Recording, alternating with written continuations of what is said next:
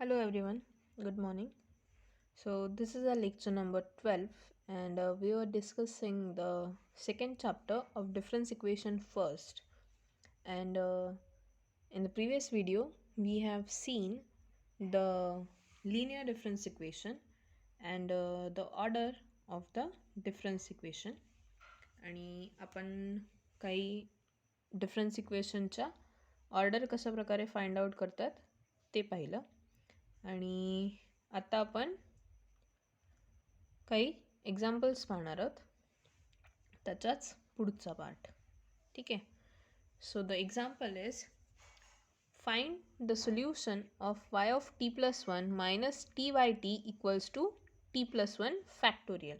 Okay, for the values of t are 1 2 3 and up to so on, so that y of 1 equals to 5.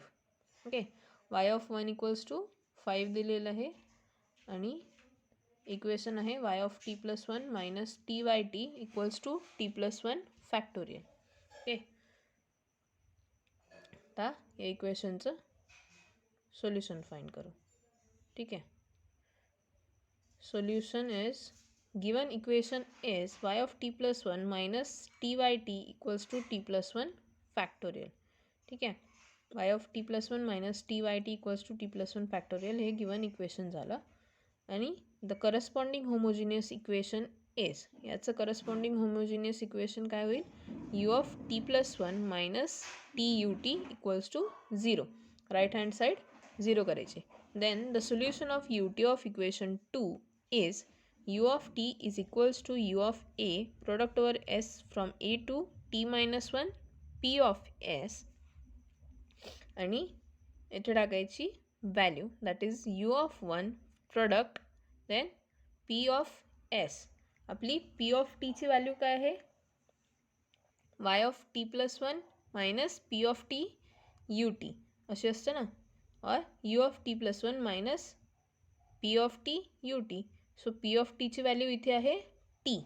So p of t equals to t, then p of s will be equals to S.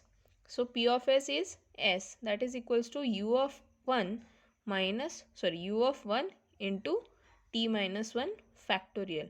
हा राहील product 1 पासून t minus 1 पर्यंत. So this will be like 1 into 2 into 3 into 4 up to so on up to t minus 1. So याला आपल्याला लिहिता येईल t minus 1 factorial. Now taking u of 1 equals to 1, we get u of t equals to t minus 1 factorial. Suppose u of 1 ची value आपण 1 घेतली तर u of t ची value काय मिळेल, t minus 1 factorial. ठीक आहे. Then the solution of given equation is y of t will be equals to u of t into summation of r of t upon shift of u of t plus c, that is equals to u of t ची value काय मिळाली, t minus 1 factorial summation r of t म्हणजे right hand side that is t plus 1 factorial, आणि u of t चा shift that is e of t minus 1 factorial plus c as it is, that is equals to t minus 1 factorial summation t plus 1 factorial as it is, any shift of t minus 1 factorial that is t, okay, plus c, that is equals to y of t is equals to t minus 1 factorial and summation t plus 1 to the following 1. आपल्याजवळ काय उरलं, t plus 1 by t. So t plus 1 factorial upon t काय उरेल, फक्त t plus 1. t will be getting cancel. Okay, t will be getting cancel आणि आपल्याजवळ काय उरेल t plus 1, आणि त्याला आपल्याला लिहिता येईल t plus 1 to the following 1 plus c. then t minus 1 factorial आणि summation over t plus 1 factorial कशा प्रकारे लिहिता येईल, t plus 1 to the following 2 by 2 plus c. त्याच्यानंतर सॉल्व केल्यावर काय मिळेल, t minus 1 factorial t plus 1 to the following 2 by 2 आणि t minus 1 into c. t minus 1 factorial into c. That is equals to t minus 1 factorial t plus 1 t plus 1 to the following 2 ला असं लिहिता येईल t plus 1 into t and upon 2 plus c into t minus 1 factorial. So our y of t will be equals to t plus 1 factorial by 2 plus c into t minus 1 factorial.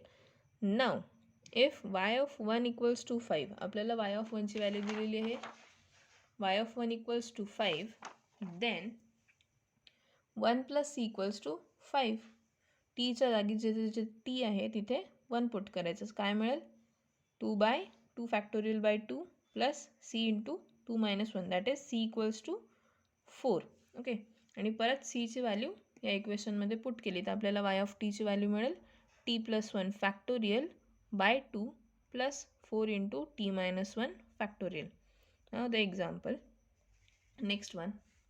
Show that the equation delta yt plus yt equals to e to the power t cannot be put in the form of yt plus 1 minus pt into yt equals to r of t, and so it is not the first order linear difference equation.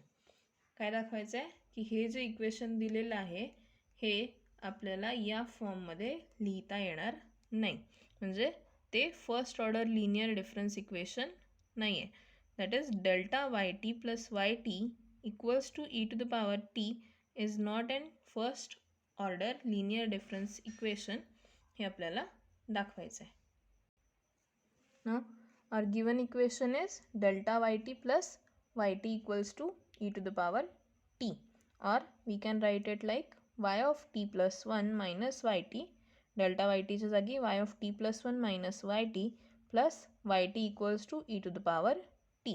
हे आपलं given equation झालं, आणि याला जर का आपण पाहिलं तर याला लिहिता येईल y of t plus 1 equals to e to the power t. जसं आपण मगाशी कन्सिडर केलं होतं की p of t ची व्हॅल्यू ही नॉन झिरो लागेल, बट सो आपण कन्सिडर केलं होतं की p of t ची व्हॅल्यू ही नॉन झिरो लागेल. देअरफोर आपल्याकडे काय उरतं आहे, y of t plus 1 equals to e to the power t. पण इथे आपल्याला डिफरन्स काढायसाठी स्मॉलेस्ट आणि लार्जेस्ट आर्ग्युमेंटच नाही आहे, फक्त एक आर्ग्युमेंट आहे. So we can not say that this is the first order linear equation. So जे गिवन इक्वेशन आहे ते आपलं फर्स्ट ऑर्डर लिनियर इक्वेशन नाही आहे. ठीक आहे. Then next example, solve by iteration. आपल्याकडे दोन फंक्शन्स दिलेले आहे for t equals to 1 to 3. First is u of t plus 1 equals to t upon t plus 1 into u of t. Second one is u of t plus 1 equals to 3t plus 1 upon 3t plus 7 into u of t. या दोन्ही याचं इटरेशनने आपल्याला solve करून solution काढायचं आहे. ठीक आहे. First one is for t equals to 1, यासाठी u of t plus 1 equals to t by t plus 1 into u of t साठी t equals to 1 साठी काय मिळेल, u of 2, that is t च्या जागी 1 येईल, 1 plus 1 2 equals to 1 by 2 into u of 1. For t equals to 2 we will get u of 3 equals to 2 by 3 into u of 2, that is equals to 2 by 3 into 1 by 2 into u of 1, that is equals to 1 by 3 u of 1. Next is t equals to 3 साठी काय मिळेल, u of 4 equals to 3 by 4 into u of 3 equals to 3 by 4 into 1 by 3 into u of 1, that is equals to 3 getting cancel, 1 by 4 into u of 1. So from this we can write that u of t is equals to 1 by t. आता 1 साठी आपण काय consider केलं, 1 by 2 आणि u of 1. So u of t साठी 1 by t into u of 1, that is u of t equals to 1 by t for considering u of 1 equals to 1. Okay. Now for b, we have b as u of t plus 1 equals to 3t plus 1 by 3t plus 7 into u of t. आता त्याच्यासाठी आपल्याला इटरेशनने solve करायचं आहे. तर T equals to 1साठी काय value मिळेल, u of 2 equals to 4/10 into you of 1. काय value होती आपल्याकडे, 3t plus 1/3t plus 7 into you of t. Okay, so suppose t equals to 1 टाकलं, टी इक्वल्स टू 1 जर आपण पुट केलं तर 3 into 1 plus 1 that is 4 plus 3 into 1 plus 7. So खाली येईल 10 आणि वरती येईल 4 इंटू यू ऑफ 1, टीच्या जागी 1. Okay, then that is equals to 2/5 into u of 1. For t equals to 2 we are getting u of 3 equals to 7/13. t च्या जागी 2 put करायचा, व्हॅल्यू मिळेल 7/13 into u of 2. So 7/13 into u of 2 ची value काय आहे, 4/10 into u of 1. Next for t equals to 3 we are getting u of 4 equals to 10/16 into u of 3. आणि u of 3 ची value आहे ही.